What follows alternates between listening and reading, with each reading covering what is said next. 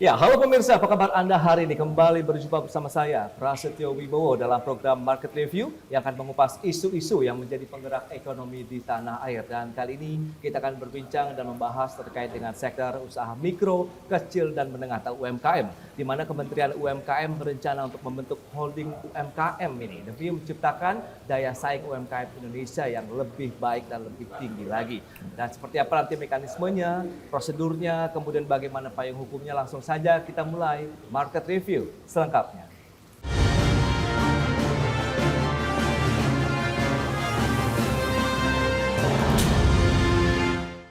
Baik pemirsa, untuk membahas tema kita kali ini terkait dengan holding UMKM, ciptakan UMKM berdaya saing tinggi, sudah hadir ini bersama saya Bapak Maman Abdurrahman. Beliau adalah Menteri Usaha Mikro Kecil dan Menengah UMKM Republik Indonesia. Halo Pak Maman, apa kabar? Halo juga, baik Mas, Alhamdulillah. Baik, terima kasih juga atas waktu Tetap semangat. Selalu semangat dalam membina dan mendorong lagi UMKM Indonesia lebih maju ke depan. Dan sebelum kita membahas lebih jauh, apa sih yang mungkin bisa Anda update nih Pak Maman terkait dengan kondisi, kinerja, dan sektor UMKM sendiri sejauh ini? Ya, pertama saya harus kasih sedikit background ya. Ya. Artinya, tapi saya yakin teman-teman IDX juga udah ketahui lah ya, bahwa sektor UMKM ini kontribusinya di PDB kita kurang lebih 60%. Ya. Dan kontribusinya di dalam penyerapan tenaga kerja, menciptakan lapangan pekerjaan itu kurang lebih sekitar 93%. Oke. Artinya kontribusi UMKM ini sangat luar biasa besar di dalam menjaga perekonomian kita di kelas menengah ke bawah. Oke. Jadi dari sisi background itu tentunya saya sebagai Menteri UMKM berkepentingan agar ini tetap terjaga stabilitasnya. Bahkan ya kita lagi mau mencoba untuk terus kita dorong naik ke atas terus. Itu kalau dari sisi backgroundnya ya. Oke, dan yang menarik, ini Kementerian UMKM kan juga berencana membentuk holding UMKM. Nah, ini lebih kepada dasarnya apa, kemudian nanti tujuannya ke depan seperti apa juga? Begini, sebetulnya holding UMKM itu hanya sekedar istilah. Oke. Sebetulnya intinya itu sebetulnya namanya itu closed loop inclusive business system. Tapi kan kalau saya sampaikan itu ke publik kan puyeng banget orang. Betul. Closed loop begini-begini gitu. Nah, jadi makanya akhirnya saya buat satu narasinya yaitu holding UMKM. Ya. Apa itu holding UMKM? Jadi begini, dari perjalanan saya selama kurang lebih 3 bulan ini jadi menteri dan berdiskusi, terus kita evaluasi ya dengan internal kita di Kementerian UMKM, ada satu isu besar yang memang terjadi di sekarang ini, yaitu ada disconnectivity antara UMKM dengan industri besarnya. Baik. Nah, disconnectivity inilah yang membuat UMKM kita tidak bisa bergerak tumbuh secara masif. Oke. Gitu. Kenapa itu bisa terjadi? Saya mau begini, kontribusi BUMN, keterlibatan BUMN, perusahaan swasta, pemerintah, kementerian, baik itu di tingkat pusat, provinsi, dan kabupaten, itu udah luar biasa. Oke. Keterlibatan bahkan partisipasi pemerintah, pihak swasta, dan perusahaan-perusahaan BUMN kita terhadap UMKM kita udah luar biasa. Melalui CSR. Ya. Tetapi ingat, CSR ini dia sifatnya sosial. Jadi corporate social responsibility dia adalah sebagai sebuah bentuk tanggung jawab sosial sebuah perusahaan untuk ikut serta membantu UMKM. Tetapi itu sebatas hanya bisa membuat UMKM kita survive. Yang mau kita lakukan ini adalah melakukan sebuah lompatan pertumbuhan, akselerasi bagi seluruh UMKM kita di Indonesia. Oke. Nah, kalau memang ini bisa menjadi quantum leap ini, Pak Maman, Anda melihatnya bagaimana? Ya, itu satu. Yang kedua, kita ambil contoh di Korea, di Cina, di India, dan di Jepang. Contoh kasus saja yang paling masif, di Cina. Oke. Kalau kita ingat 20 tahun, 25 tahun yang lalu, itu produk-produknya Cina itu biasa-biasa aja. Betul. Home industry semua tuh. Iya. Tetapi sekarang luar biasa tuh, masif sekali dari segi kualitas dan lain sebagainya. Kenapa itu bisa terjadi? Karena ada connectivity antara UMKM dengan industrinya. Oke. Nah, inilah saya untuk menjawab ini semua dengan holding UMKM ini. Kita lihat sebagai contoh kasus yang sudah berjalan positif itu di sektor industri otomotif. Oke. Coba teman-teman perhatikan manufaktur mobilnya, industri mobil dengan industri motornya itu udah luar biasa tuh, kan gede. Iya, betul. Tetapi mereka melibatkan rantai pasoknya, penyuplai joknya, penyuplai standar motor Oke. dan lain sebagainya itu diambil dari UMKM, Oh. berkontribusi dia. Jadi ada rantai pasok yang terikat. Nah, ini mau kita replikasi, Mas. Yang terjadi di sektor otomotif mau Oke. kita replikasi di beberapa sektor di sektor-sektor lainnya. Nah, jawabannya salah satu adalah pola holding UMKM. Oke. Jadi nanti di holding UMKM itu ada holdingnya, di bawahnya itu dikonsolidasikan atau diklasterisasi. Kurang lebih bisa tergantung nanti size kebutuhannya, Ya. bisa 100, bisa 200 UMKM, Oke. bahkan bisa 500 UMKM, bahkan mungkin bisa sampai 1000-an UMKM. Tinggal nanti dihitung aja seperti seberapa size yang dibutuhkan. Oke. Tujuannya apa? Sekarang gini, saya ini dihadapkan, Mas, dengan derasnya arus barang-barang Yes. impor. Setuju. Betul. Kita tutup pun media e-commerce ataupun platform digital marketnya itu tidak bisa menyelesaikan solusi jangka panjang. Iya, iya. Itu hanya solusi jangka pendek. Artinya solusi jangka panjangnya apa? Produk-produk dari luar dalam hal ini Cina, mereka tuh unggul dari sisi harga. Kalau kualitas saya pikir itu bisa bersaing. Iya. Tapi yang jadi isu sekarang harga dan jumlah volume yang sangat luar biasa besar. Ini yang lagi mau kita jawab.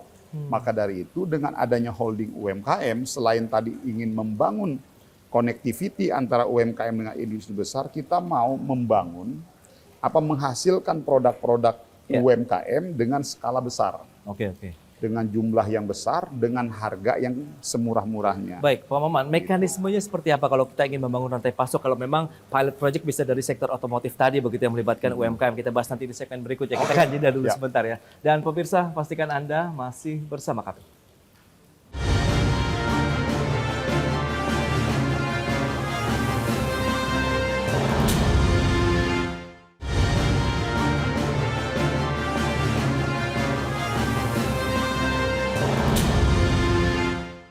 Ya, terima kasih Anda masih bergabung bersama kami dalam Market Review dan kita akan lanjutkan kembali perbincangan menarik ini bersama dengan Bapak Maman Abdurrahman, Menteri UMKM Republik Indonesia. Nah, bicara mengenai mekanisme rantai pasok begitu yang diharapkan ini nanti terintegrasi ya Pak ya, hampir di semua sektor UMKM di Indonesia kalau memang menjadi salah satu pilot project adalah di sektor otomotif. Nah, holding ini akan seperti apa nanti kalau kita bicara mengenai tadi rantai pasoknya yang terintegrasi? Ya, yang pertama tadi dia nanti akan mengkonsolidasikan bisa 20 UMKM, 50 UMKM, 100 UMKM, atau bahkan sampai ribuan UMKM tergantung dari size kebutuhan.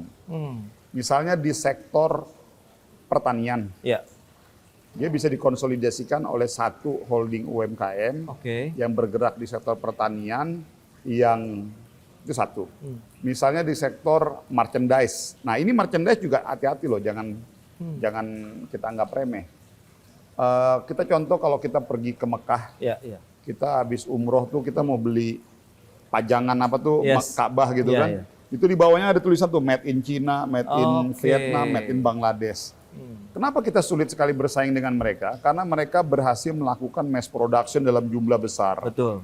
Akhirnya kita sulit bersaing tuh, harganya murah, Ya. jumlahnya banyak. Nah, harapan kita dengan adanya holding UMKM itu kita bisa bersaing dengan harga yang murah, Oke. dengan produk-produk yang harga murah dari negara-negara lain. Kalau yang contoh kasus Mas, misalnya, Ya. saya kalau sebetulnya nanti one day kalau kita ke Smesco sambil contoh, Oke. kita lihat misalnya pajangan ini ya, pajangan ini produk UMKM. Kalau diproduksi oleh satu perusahaan UMKM, pasti harganya akan lebih mahal Oke. karena Ya, dia tidak disupport dengan sistem besar. Betul. Jadi misalnya dijual sama mereka 1 juta rupiah. Ya. Tapi kalau kita bisa konsolidasikan 100 pengusaha atau pengrajin produk ini, Oke. dikonsolidasikan dengan skema bisnis yang sama oleh satu holding UMKM, saya yakin cost produksinya bisa ditekan. Oh iya. Pada iya, saat oke. cost produksinya ditekan, dia jual kan juga pasti harga bisa bersaing. Betul. Tinggal kita support dari segi kualitas dan teknologinya. Seperti itu, Mas. Oke. Nah, kalau kesiapan dari sisi infrastrukturnya nanti, kemudian kesiapan dari pelaku UMKM-nya sendiri bagaimana nih? Tentunya saya, karena ini ide baru ya, saya yakin tidak mudah, Oke. tetapi kita harus berani untuk mengambil langkah dan terobosan. Betul. Perangkat-perangkat aturannya, regulasinya sedang dipersiapkan semuanya. Ya. Gitu. Dukungan lain seperti apa? Mungkin pelatihankah yang diberikan kepada pelaku UMKM? Mengingat ini kan menjadi satu sistem baru begitu yang akan mereka harus pelajari, kemudian pahami begitu, Pak. Ya, salah satunya pelatihan. Namun pasti gini, Mas. Yang terpenting ada satu kata bahwa kalau kita mau terjun di dunia melihat sektor UMKM ini, pendekatannya harus bisnis to bisnis. Oke. B2B, profesional, Iya, iya, transparan, akuntabel. Artinya, si holdingnya juga nanti bisa kita ambil dari bapak asuhnya misalnya, Iya. perusahaan korporasi besar yang memang dia terlibat, tinggal dibuat nanti bisnis plan-nya seperti apa. Oke. Jadi skemanya adalah skema B2B antara holding dengan Iya. UMKM-nya. Sebagai contoh ya, ini contoh kasus, Mas kalau lihat di Bali itu ada Krisna. Ya, betul. Krisna itu dia fokus, sebetulnya saat tidak langsung dia sudah menjadi seperti holding UMKM yang khusus bergerak di oleh-oleh. Iya.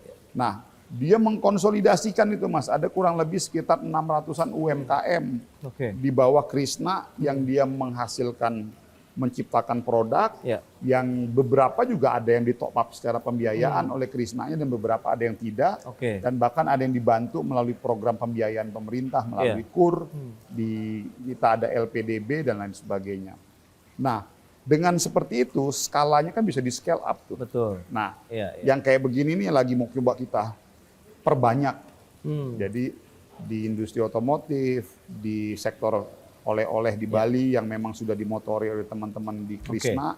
Nah, ini nanti akan kita perbanyak lagi yang lain-lainnya. Ya, mengingat ini holding UMKM juga menjadi satu hal yang harus diwujudkan kalau memang memberikan dampak luar biasa juga bagi pelaku UMKM dan sektor usahanya sendiri. Lantas, kalau kita bicara mengenai tantangan dan mitigasi yang sudah disiapkan, lebih ke mananya nih Pak? Lebih kepada dari sisi pelakunya kah? Dari sisi nanti mungkin aturan-aturan mekanisme pelaksananya di lapangan kah, atau bagaimana? Tentunya pertama political will kita. Oke. Itu yang paling utama. Ya.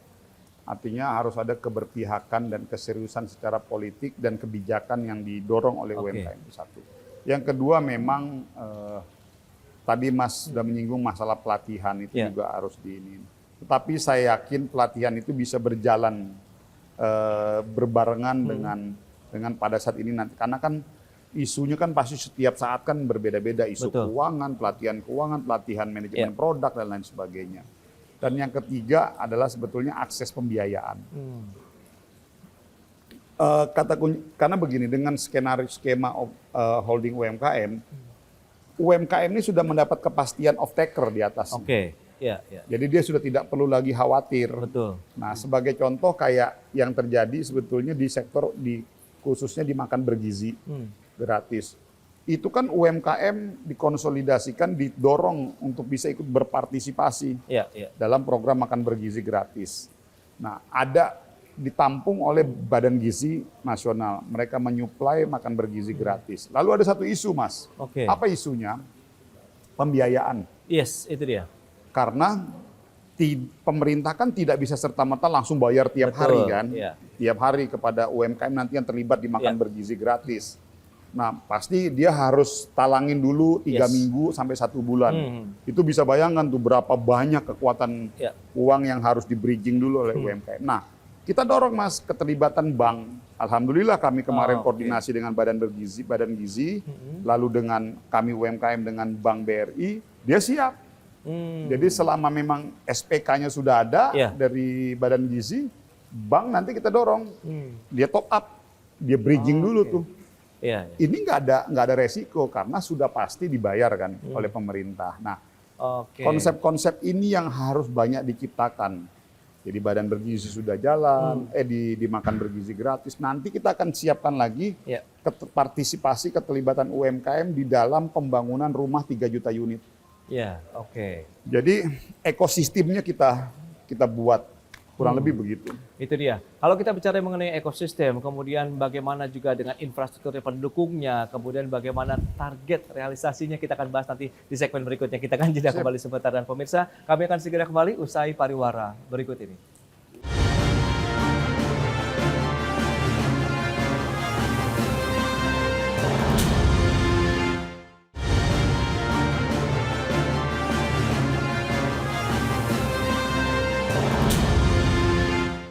Ya, Anda masih menyaksikan Market Review. Pemirsa, kita lanjutkan kembali perbincangan menarik ini bersama dengan Bapak Maman Abdurrahman, Menteri Usaha Mikro Kecil dan Menengah UMKM Republik Indonesia. Pak Maman, nah kalau kita bicara mengenai, karena ini ada suatu ide yang brilian dan bagus begitu, tentu masyarakat khususnya pelaku UMKM juga tidak sabar bahwa holding UMKM bisa segera terwujud. Nah, dengan beragam informasi ataupun update yang sudah Anda sampaikan, kira-kira kapan nih Pak? Tahun ini bisa terwujud atau bagaimana? Secepatnya, Mas. Oke. Karena sebagai contoh sebetulnya ini sudah berjalan di Makan Bergizi. Oke. Makan Bergizi itu kan prinsip dasar pertama kan membangun ekosistem. Ya. Ekosistem usahanya. Lalu di situ ada melibatkan partisipasi UMKM di dalam menyiapkan dapur-dapur umum. Ya. Nah, terus di situ cuman kan ada beberapa isu kalau memang mereka UMKM yang kuat secara finansial, is okay. Lalu kalau misalnya UMKM-nya belum nggak kuat secara finansial, kita bantu. Ya. Jadi ekosistemnya dulu kita buat Makan Bergizi. Itu perlu diketahui loh, suplai beras, Iya. suplai sayur mayur, suplai ikan, Betul. suplai daging, itu diambil dari koperasi Iya. di daerah masing-masing KUD. Jadi itu ekosistemnya, konsep holding UMKM. Nah tadi Mas sempat nanya ya masalah KUR ya. Ya, kredit usaha rakyat ini seperti apa nanti? Nah ini juga gini, di KUR kita itu dalam 1 tahun itu ada 300 triliun. Ya. KUR itu terbagi menjadi 3, KUR mikro, KUR kecil, KUR klaster. Oke. KUR yang paling laku, ini KUR mikro, banyak sekali. Yang klaster ini peminatnya belum terlalu tinggi. Inilah tadi, KUR klaster ini dia diberikan kesempatan ini, dalam clustering-clusteringnya setiap klaster tuh dikasih akses pembiayaan 500 juta loh. 500 juta. Oke. UMKM. Maksimal. Jadi kalau kita buat klasternya ada di bawah itu, ada 1 klaster, di bawahnya ada banyak itu rantai-rantainya. Itu juga, itulah konsep holding UMKM.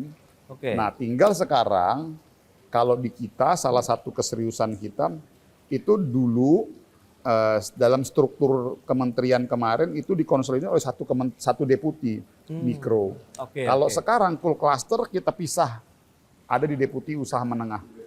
Jadi dialah nanti yang akan fokus mengerjakan full cluster itu. Oke. Supaya ini berjalan nih. Hmm. Jadi ini yang lagi mau coba kita dorong supaya konsep holding UMKM ini bisa berjalan, di top up, di backup dengan program KUR kita yang kebetulan memang sudah ada KUR klasternya. Oke, nah pola kerjasama apakah juga akan menjalin kerjasama mungkin dengan kementerian lain atau pihak-pihak lain? Oh iya pasti.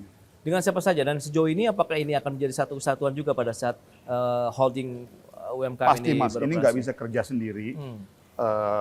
Tadi saya bilang salah satunya yaitu di rencana keterlibatan UMKM di dalam pembangunan rumah 3 juta oke, unit. iya.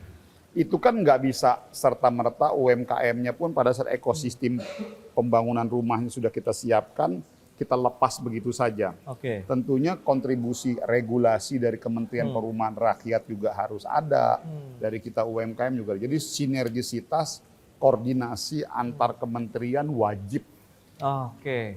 itu nggak bisa enggak. Nah, alhamdulillah sudah ada kesepemahaman di antara kita Kementerian UMKM dengan beberapa Oke. kementerian nanti yang terlibat, dan ini nggak bisa sendiri saja dan banyak. Oke. Kayak tadi, nah, tapi ini masih baru wacana ya.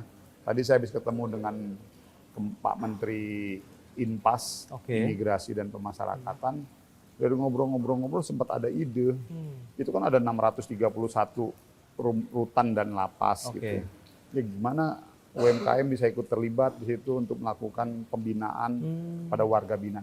Tapi ini baru wacana Mas Iya. ya. Jadi ini masih saya cuma sekedar ini karena tadi masih fresh ketemu dengan beliau. Gitu. Oke.